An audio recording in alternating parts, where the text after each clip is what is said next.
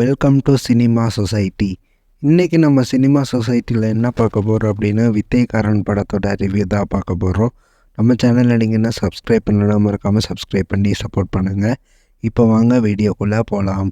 இந்த வித்தைக்காரன் படத்தில் சதீஷ், ஆனந்த்ராஜ், அப்புறம் சிம்ரன் குப்தான்னு சொல்லி நிறைய பேர் வந்து நடிச்சிருக்காங்க. படத்தோடைய டேரக்டர் யாருன்னு சொல்லி பார்த்தீங்கன்னா வெங்கி. படத்தோட கதை என்னென்னா, சதீஷ் வந்து ஒரு மெஜிஷியனாக வந்து இருக்கார். இந்த மெஜிக்கை யூஸ் பண்ணி அவர் வந்து நிறைய திருடவும் செய்கிறாரு.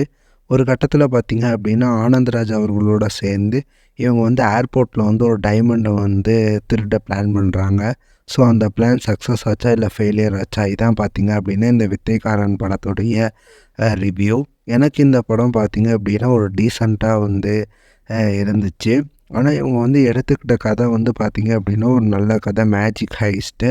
பட் அதை வந்து இவங்க வந்து ஒரு சரியான ஃபார்மேட்டில் வந்து எடுக்கலை.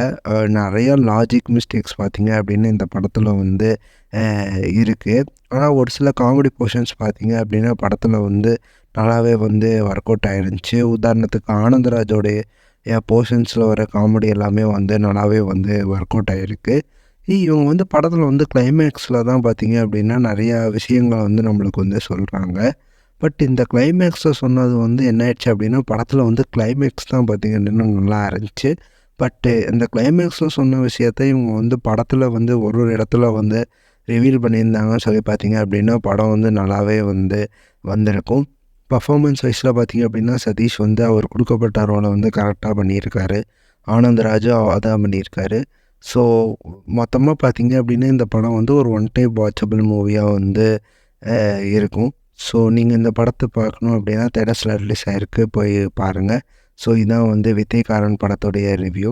நம்ம சேனலுக்கு நீங்கள் புதுசாக இருந்தீங்கன்னா சேனலை சப்ஸ்கிரைப் பண்ணி சப்போர்ட் பண்ணுங்கள்.